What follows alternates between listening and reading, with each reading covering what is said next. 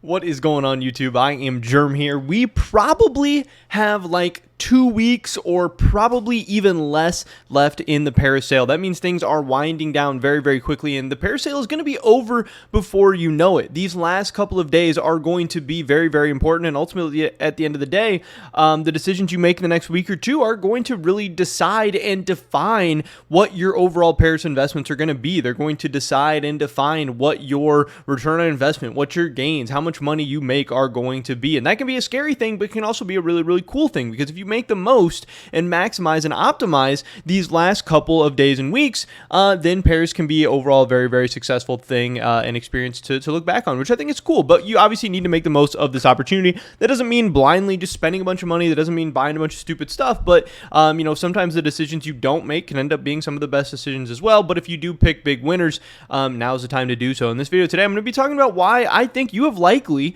throughout the parasail up to this point, up until watching this video, you've likely been buying the wrong things and the wrong stickers, but we're hopefully going to remedy that at least somewhat today. First, I wanted to mention real quick that obviously I have started my cash trading business. I am buying any and all CSGO items and skins for the right price. I'm mostly looking to buy stuff for around 90% buff, somewhere in that ballpark, a little bit more, a little bit less, depending on the items. I've already gotten a few successful cash trades done at this point. So far, everyone's been happy. Everything has gone very, very smoothly.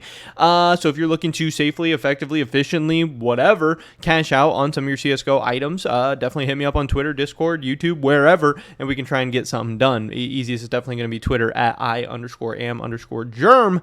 But yeah, that's a great way to help support me, my channel, and my content if you like what we have going on here. And of course, get yourself some cold hard cash. With that being said, let's get right into this. So, throughout the whole parasail, much of the talking points has been the big dogs, the top of the market. We've seen crazy, insane sticker prices in Paris. Again, if we look back to at the end of the Stockholm sale, the most expensive sticker, obviously this was a long time ago, like 2 years ago. The game was different, the market was different, investing was different, whatever. But at the end of the Stockholm sale, the most expensive sticker was $2.05. If we even look at foils, the most expensive foil at this time was $8.19, which are probably a more accurate representation to hollows, because the rarity of hollows in Stockholm, they were much more common than hollows today. So hollows today should be more expensive, but whatever. But there was only one hollow that was $8. Most of the hollows were $3, and most of them were $1. If you fast forward to Antwerp, look at the end of the sale. Yeah, prices went up, but still not that crazy. Most expensive hollow was like less than $8. $6, $4, $3.33. That's kind of where we're at. But obviously, if you look at Paris today, it's a whole different beast. The most expensive stickers are $16. $13, almost $12. Then you get into the category of 6, 6, 5, 5, 5, 5, 5. The whole first page is all $5. These are prices we've really never seen before. And I don't know how this is going to affect the gains and the returns you're going to be able to see. Obviously, I and many other people think this is going to negatively impact the gains. It's going to put a ceiling on the amount of gains you can get for sure. You're not going to be able to get a 20x likely on something that's $16 or whatever. But historically, back in Stockholm, this is what we saw from the peak. The biggest gains we saw were 104 from mouths, was just ridiculous. But we saw a lot of things go 67x, 53x, 50x, 49, 40, 38, 32. The average gains here was like 30 or 35x or something ridiculous from the end of the sale to the peak. And for a lot of these Paris items, that just really doesn't seem realistic or possible. Even in Antwerp, from the end of the sale to the peak, we saw 35, 25, 25, 20, 19, 17. It seems like the average here was more closer to like 13, 14, 15. And again, once again, for Paris with these highest prices, it doesn't really seem possible. But while everyone is focusing in on the big dogs here, the Maus, the Apex, the Furia, Pain, Gamer Legion, some of these big things, I am arguing in this video and with some of my investments, not all, I am investing in some of these higher end stuff. I have a lot of Fnatic. I have a lot of Fluxo. I even have some Gamer Legion. I think that the bottom of the market might be where a lot of the money ends up being in Paris and where a lot of the money is. If we look back historically at which stickers have done the best from all of these collections, again, if we rank these by the end of the sale price and we look at the 5 cheapest stickers from the Stockholm sale, we will see this is Nip, Renegade, Sharks, EG, and Gambit are the 5 cheapest. Are 16 cents, 17 cents, 18, 19, and 25 cents. Gambit and Ends tied, whatever.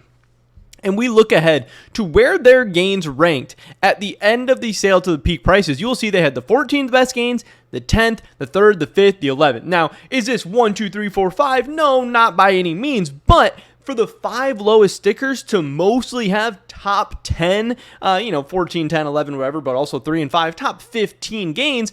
That's pretty impressive. That means people were really overlooking these stickers. They really outperformed their overall rankings and their kind of worth ranked by the community. And again, if you look from the end of the sale to today, yes, Nip ends up doing very, very poorly at 19th, but you'll see Renegades 10, Sharks 4th, EG 11, Gambit at 9, and again, one of the big things being with NIP is that they have other borderless stickers that have come out since then. That definitely does really affect the gains, but again, some of these bottom 5 stickers still performed very, very well. And what's interesting enough, you look at foils, I think you'll see a similar type of story. We can see here the end of sale rank.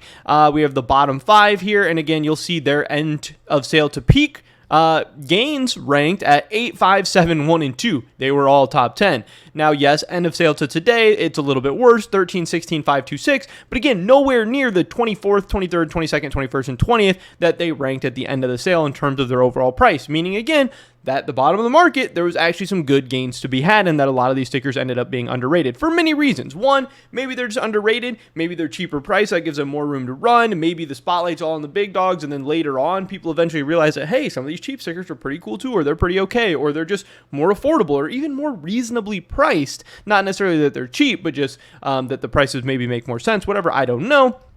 And again, if we look at Antwerp, we will once again see that the end of sale prices here, we have the 5 bottom stickers, and we will see that they all had top 10 returns from the end of the sale to the peak. And from the end of the sale to today, 4 out of the 5 had top 10 returns, the only one being Nip, which had the 12th best returns. And again, Nip has other borderless stickers out there, so that definitely affected its gains somewhat. So again, the bottom of the market, even though people think that these are the ugly stickers, the trash stickers, the stickers nobody wants, whatever, historically, they've performed pretty well. When, if we look at the 5 most expensive stickers at the end of the sale, look at their returns.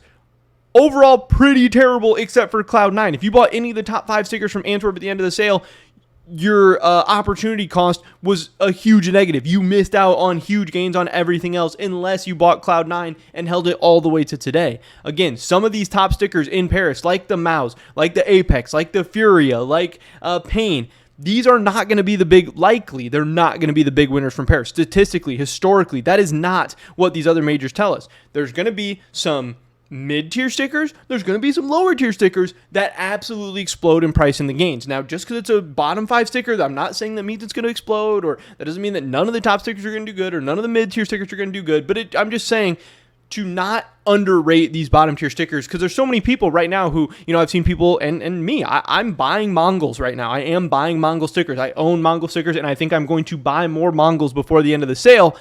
Most people would say that's ridiculous. Mongols is ugly. It's a terrible sticker. What are you doing? You're an idiot. Blah, blah, blah. Okay, no. Mongols is a unique sticker. It's cheap. It's probably underrated. It's not the prettiest sticker in the world, but does it deserve to be under $1 right now? Does it deserve to be the 3rd worst pair sticker? No, I do not believe that by any means. And everything in this market is relative. You need to find what's underpriced, what's underrated, not just what's cheap or expensive or whatever, but relative to where you think it can go in the future and relative to what you think the demand for it's going to be in the future. And right now, I absolutely think that Mongols is underrated, and I think some of these other stickers are underrated as well. And again, just looking back historically is what has done well. Oftentimes, it's the mid-tier to lower-tier stickers in the sets that do very, very well. So again, when I look at these, I don't necessarily love ENCE, Bad News Eagles, or Ninjas in Pajamas because these are stickers that have borderless stickers in other sets. And again, when I look at the numbers, that is a very, very bad sign. That is a very big red flag. That really hurts your potential returns. Now, one thing about ENCE is that it's 60 cents. That is very, very, very cheap. That is something that seems pretty attractive to me, but still, I'm a little bit scared of ENCE. I'm staying away. I'm staying away from Bad News Eagles, and I'm staying away from Ninjas in Pajamas. But these other stickers in this range, Mongols, Greyhound, 4s with a new logo in Paris. Yes, there's other 4 stickers, but this is the only 4 sticker that looks like this. Into the Breach, OG, Heroic, these 1, 2, 3, 4, 5, 6 stickers at the bottom of Paris on the first page when you sort from lowest to highest, I think have huge potential. And right now I see so many YouTubers, so many investors, people on Twitter, Discord, whatever, focusing on the top, the Mouse, the Apex, the Furia, the Pain. And I think they're really, really discounting, underrating, and missing out on some of these stickers. And ultimately, I think these are going to be the big winners. This is where I'm going to be focusing a lot of my Paris portfolio. And hey, time will tell. The next 6 months will show and tell us who has the biggest gains. Again, people are going to say, oh, I'm trying to pump and dump, market manipulate, whatever. No, I'm absolutely not. I'm just telling you guys what I'm doing. I'm backing it up with numbers. research, statistical evidence, and I'm not going to be selling these anytime soon anyway. I'm not looking to quick flip these tomorrow or the day after this video comes out or whatever. I'm looking to make reasonable, significant amounts of money, hopefully, on these in the next 6 to 12 months. I'm going to be holding on to these. I'm just showing you guys my thesis, showing you guys my research, and showing you guys, and hopefully 6 to 12 months from now, being able to come back to this video and show you guys, hey, I know what I'm talking about, and here's how I made so much money during Paris. Maybe not. Maybe 12 months from now, I'll be showing you guys, hey, I'm homeless because I bought a bunch of Mongol stickers. I don't know. We'll have to wait and see. But I really think that, my gains are going to outperform a lot of these YouTubers who are buying Apex and MOUs and Furia and stuff like that right now. We'll have to wait and see. But again, my idea, my opinion is that right now, you and many people out there have probably been buying the wrong Paris items, and I think the market is going to tell that story. But we'll have to wait and see. I don't know. Hopefully I catch you guys in the next one. But until then, peace.